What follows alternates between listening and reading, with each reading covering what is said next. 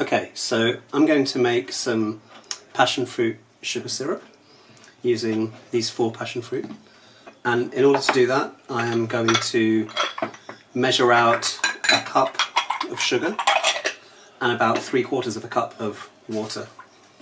So let's start with that.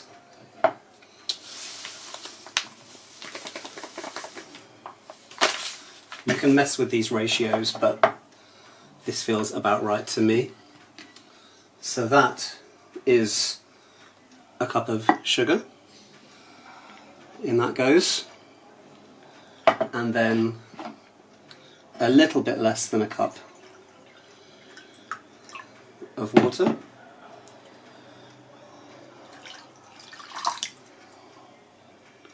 Now this is going onto the stove now to gently heat, and in the meantime I've got 4 relatively ripe passion fruit here, which I'm going to cut in half and remove the insides.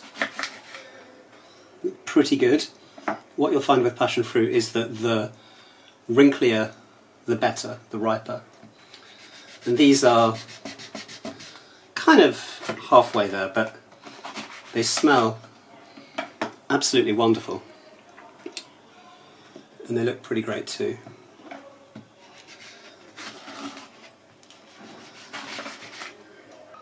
So we are just spooning the insides out, and what we're going to do, once the sugar syrup is beginning to gently boil, is add these for another couple of minutes and then turn off the heat. Once that's done, they'll simply sit in the sugar syrup for a couple of hours, and the flavour will really transform the taste of the sugar syrup. So, there we have the passion fruit. Let's see how the sugar syrup is getting on.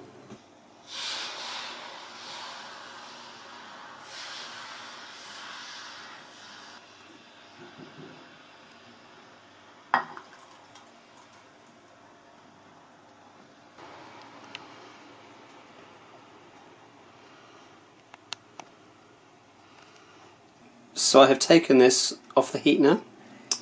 It looks rather disgusting, but in a couple of hours I will strain it, and I think it should be pretty great.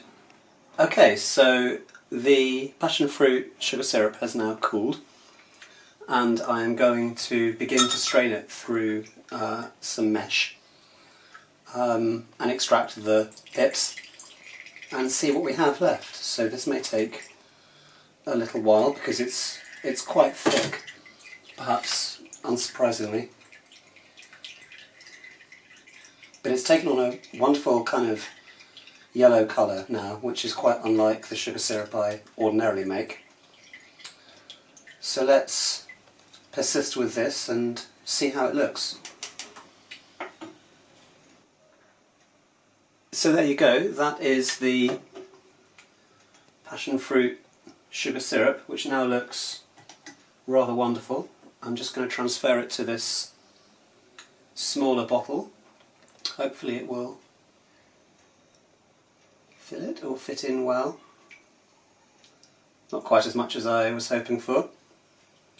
The last trick is to add half an ounce of white rum at this point.